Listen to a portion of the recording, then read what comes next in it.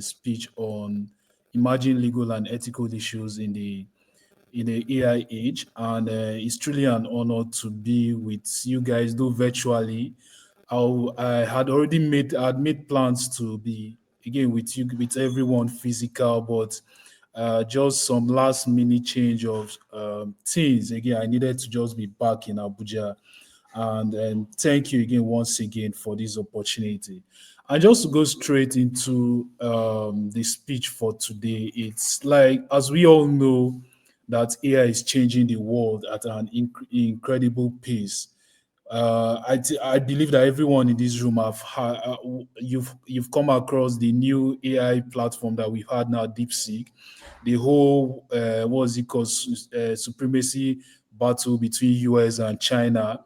Yes, because AI products in whatever form and shapes are really reshaping the industry, influencing our economies, and even redefining human rights. But again, for me, I always say again, it's with great powers come great responsibility, and that is why we need to talk about the legal and ethical challenges which AI is bring. And again, that is why again this summit is very critical and very important. But before we even, I think the very first thing is just to highlight some of the challenges which I believe some of us in our day-to-day work or even as industry practitioners we've come across is. I think the very first challenge which all of us can agree it's the regulatory gaps and uncertainty, which like the regular saying, it's technology move faster than the law, same as AI is moving very fast than the law or any policy that governs it. So, but again, we've seen through some regions like the EU, which have had made some form of strides in having an AI act, and many other regions are still trying to figure it out. For Nigeria, we have an AI strategy which is still in a draft form and is currently being deliberated. And I know it's out there for stakeholder engagement, for input, again, to be able to make it more robust and comprehensive. Sometimes early this year, I think Kenya came out with their own AI strategies. So we've seen African countries again trying to come up with a draft to even just put some guardrails around this thing called AI.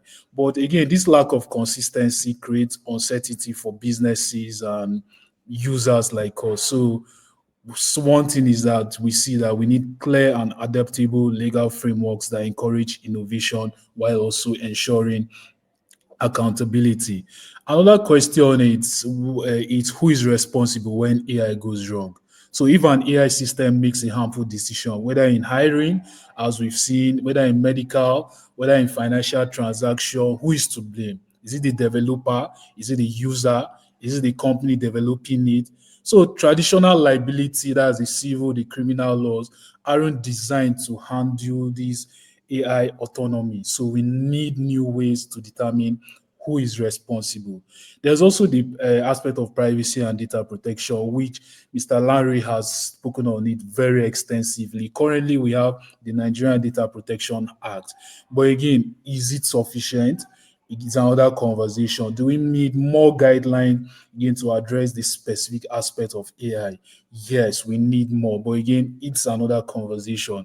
You now go to the aspect of intellectual property and AI generated content. So if an AI creates a piece of music, a painting, or a writing, as some of us have been using ChatGPT, DeepSeek, or any other platform, who owns it?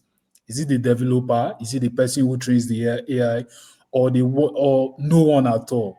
So, but we've seen that courts worldwide, even judges, are grappling with these questions. We are not the only ones asking it. Countries like US are asking it, EU are asking it, and the answers we have major implications for creativity, for business. Now, also AI as cyber threat. Mr. Larry has also mentioned this aspect. So AI isn't just a cyber security tool; it's also being weaponized to use to use it against individuals, against countries, against businesses. And going to the ethical dilemma, of AI in this age. It's with one of the very core ethical dilemma from again from the legal and policy standpoint of view is the aspect of bias and fairness. So we've seen that AI reflects so many biases in the data it learns from.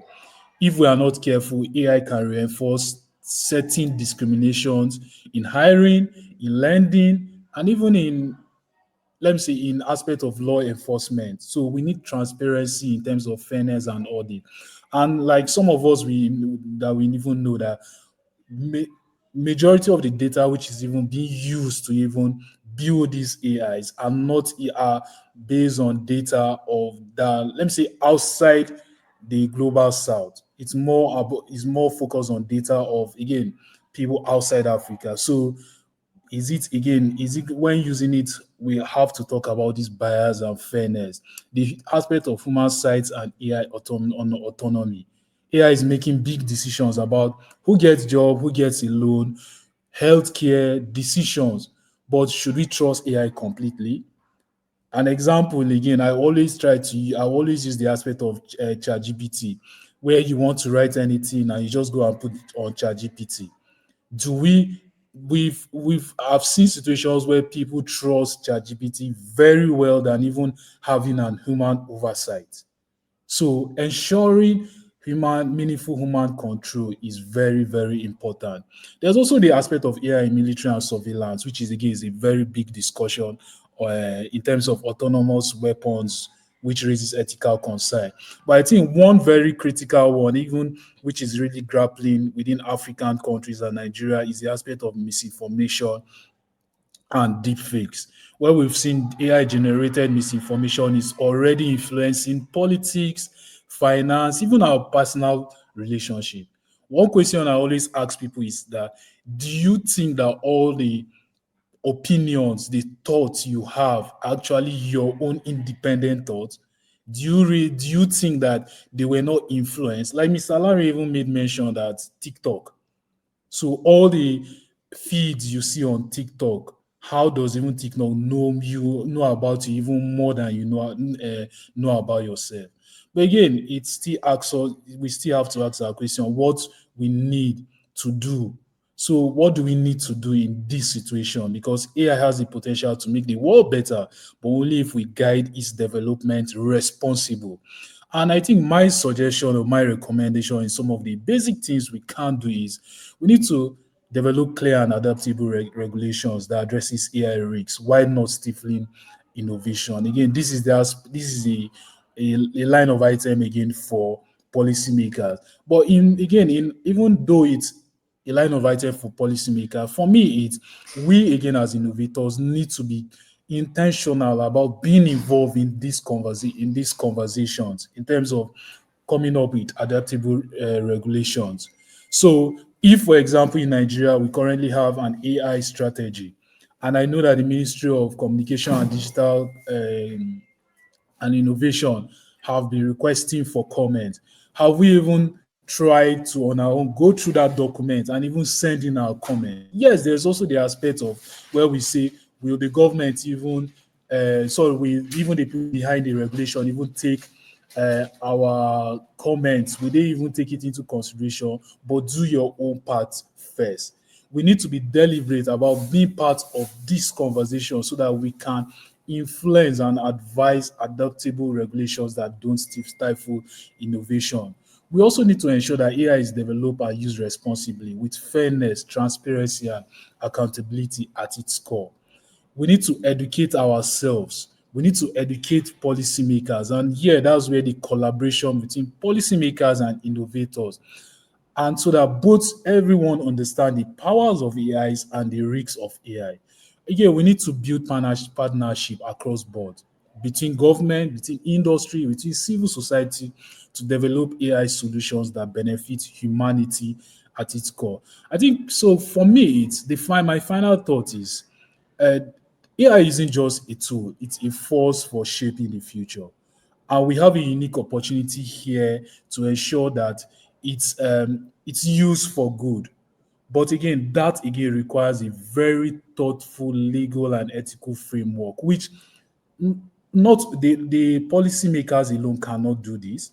The lawyers alone cannot do this. There need to be that deliberate partnership, collaboration between everyone in the ecosystem. Yes, the challenges are real, but so are the opportunities.